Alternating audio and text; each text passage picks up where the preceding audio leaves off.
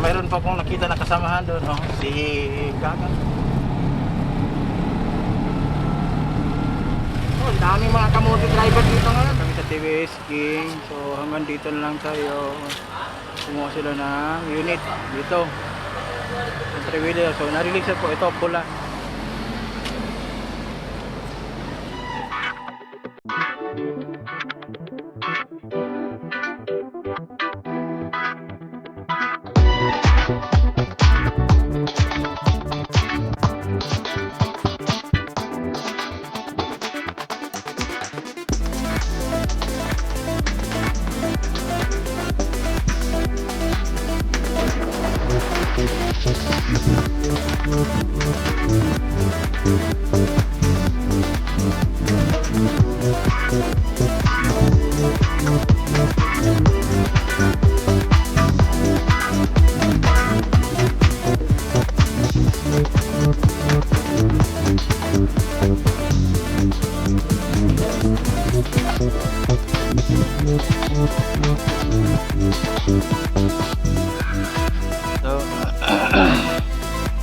So guys, good morning mga katoda. Mayroon po tayong lakad today pupunta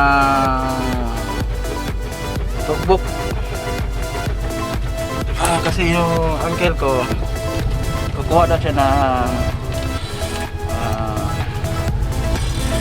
ganito, tri-wheeler.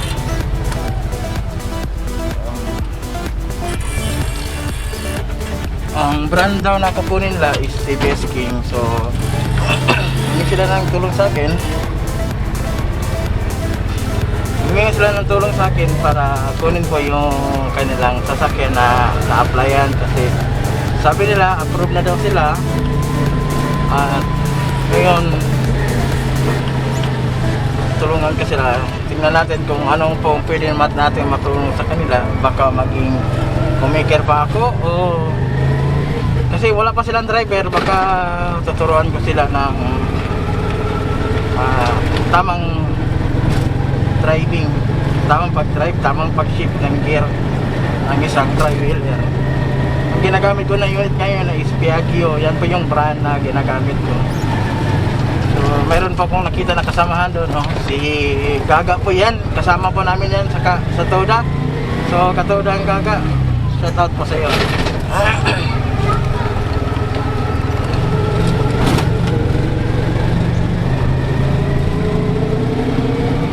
Ang TVS King mayroong 198 on 199cc.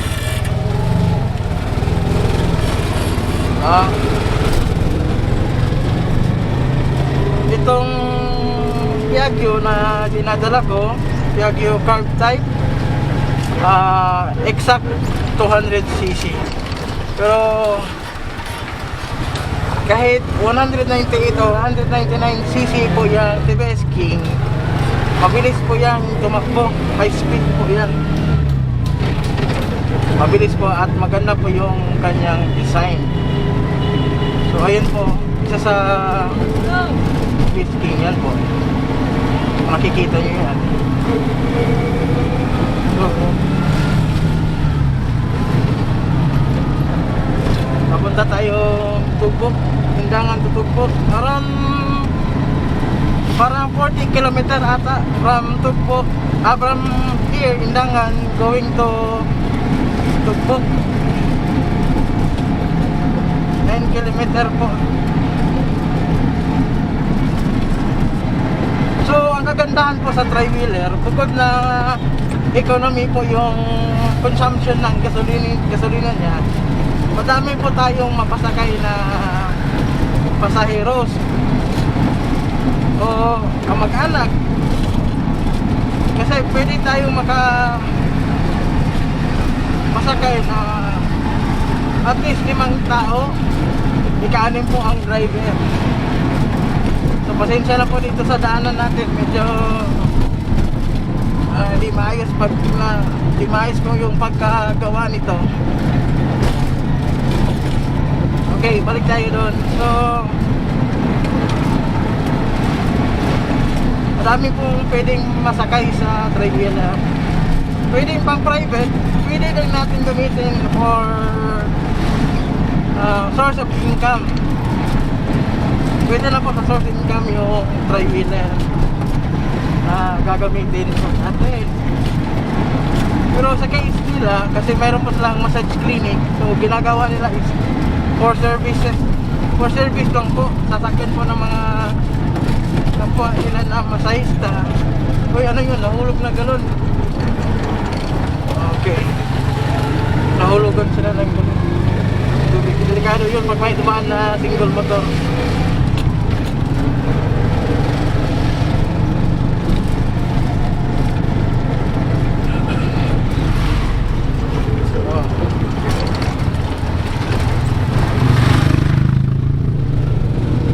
Kala ko sasakay. So shout out po sa iyo na ikaw nanonood ngayon ng ating biyahe. Kasama ko ikaw. Kasama kita sa biyahe na ito.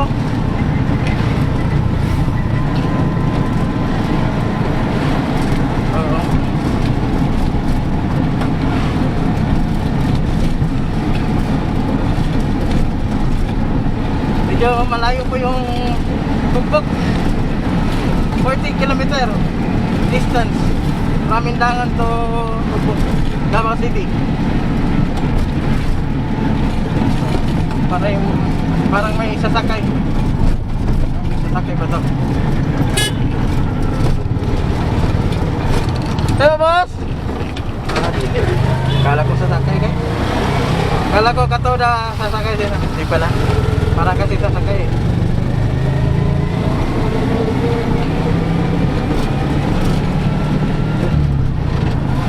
So ngayon, kulang pa yung gasolina natin. Magagas muna tayo sa Suki gas station ko. Dito po talaga yung pinaka Suki ko. Bukod na mura pa, yung gas nila matagal po maubos. Iwan ko sa iba, mura po sila pero madaling maubos yung gas. Baka may halo o ano ba, hangin lang, ano ba, kulang sa calibration. Sasakay ito. Kay mo ma'am! Kay mo! Okay? We will accept the reality na madaming pasahero na namimili po ng sasakyan. Kaya nung kanina.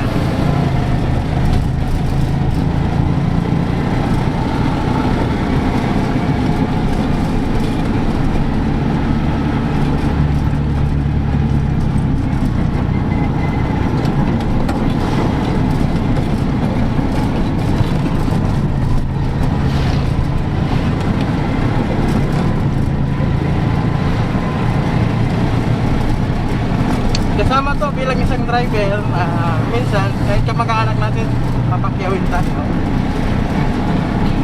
Siyempre kamag-anak naman, so pagbigyan po natin, kawawa naman.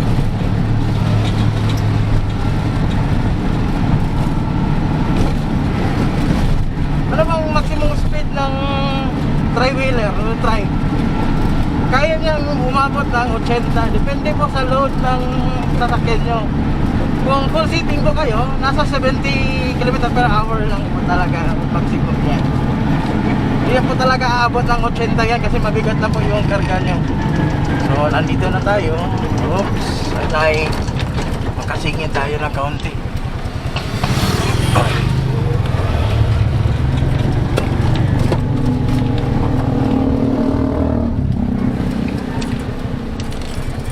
Wala na siguro.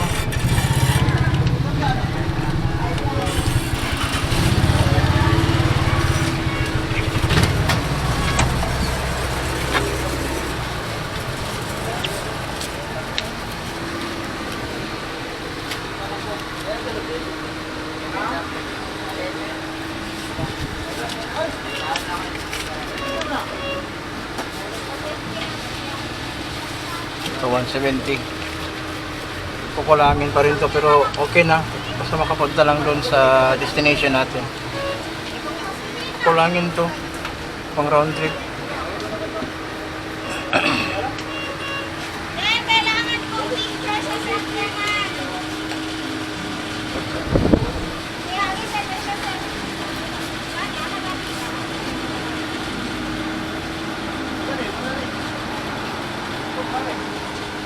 So medyo busy mo ang pump boy dito kasi meron po nagpapagas.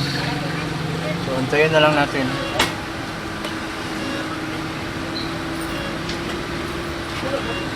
$170 gold premium. Ah.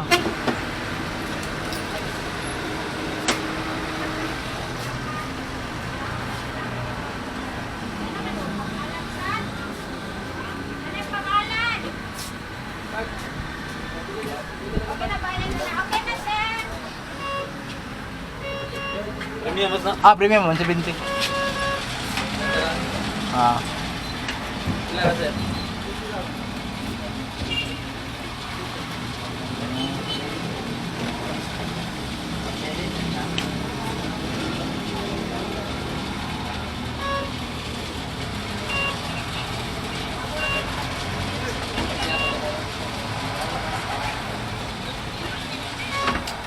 Ano yung picture sa sakyan natin? Huwag sa kuhanin. Ay, magdali.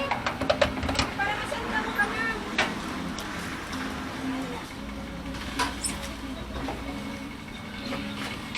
Salamat Col. Wala po yung kalendaryo Col. Mau lagi. Mga ikukula. Wala na. Mau lagi. Sige lagi, basit pag New Year ano, wala na ba, ano? Salamat Col. Yun po. Mga katuda, nakagas na tayo. So, kundi pa rin. So, pwede na to. Makaabot na to sa tugbok.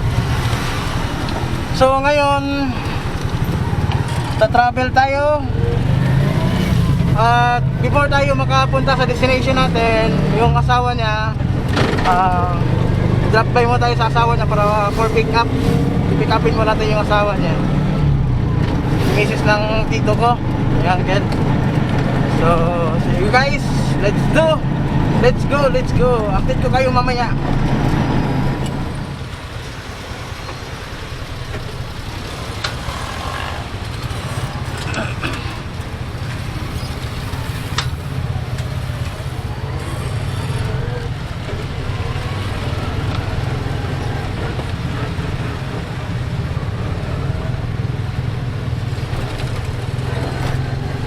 So nandito na tayo sa Maymilan. So malayo-layo pa to sa tita ko.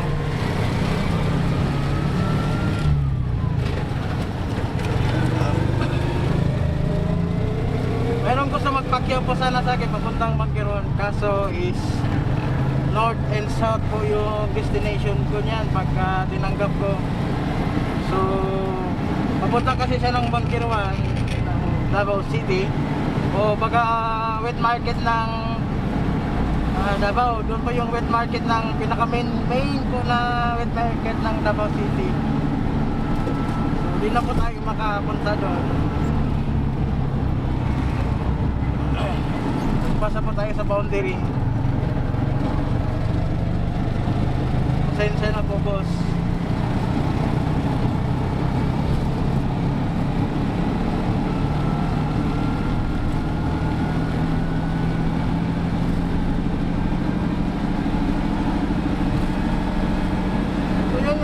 Sabi ko kanina na itong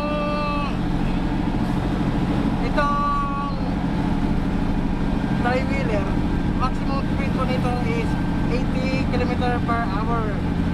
Maximum na po yan. So ang minimum po nito nasa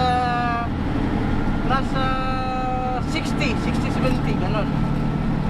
Minimum km/h po natakbo.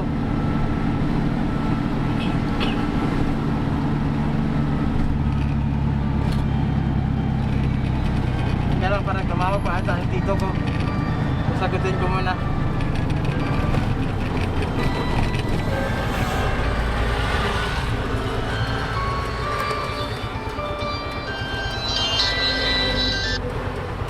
Hello, Carl.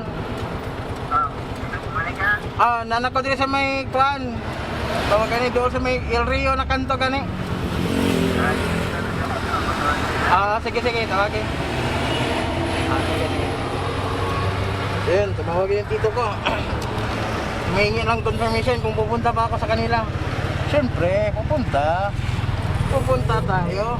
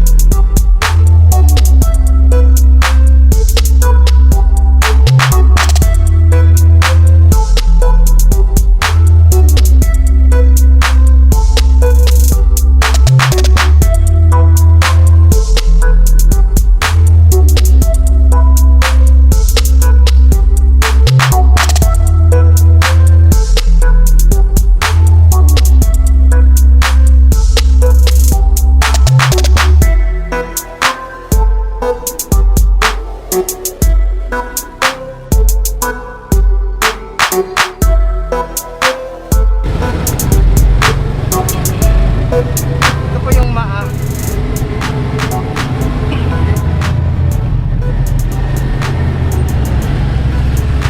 First long ride ko dito sa vlog gamit tong unit ko. At syempre naka-family use tayo kasi yung travel natin ngayon is pang pamilya, pang sports pa. Ayun. May truck.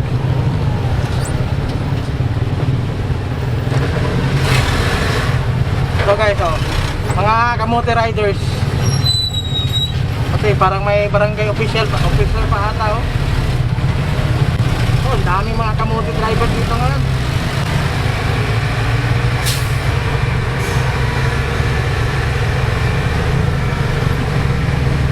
Sana matuto kayong sumunod trapiko, batas trapiko.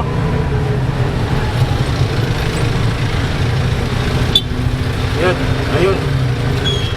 Dami kamote drivers dito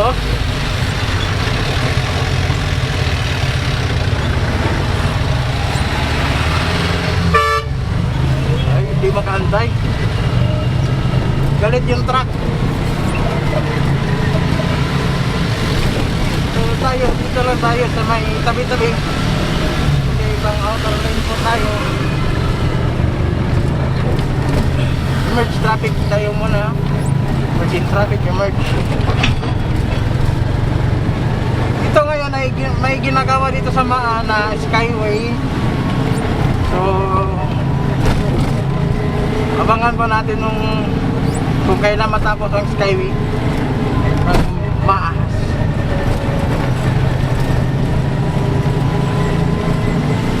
Malakihan ang project po to.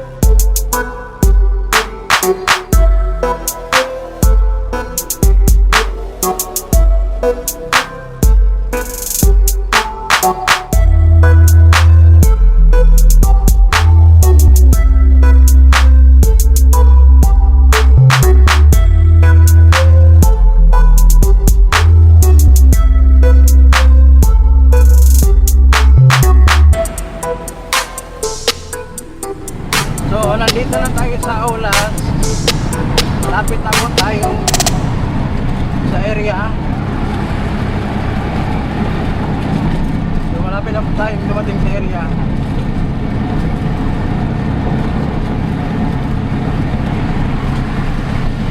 Sa TVS King. So hanggang dito na lang tayo. Kumuha sila ng unit dito. Ang 3-wheeler. So na-release po ito pula.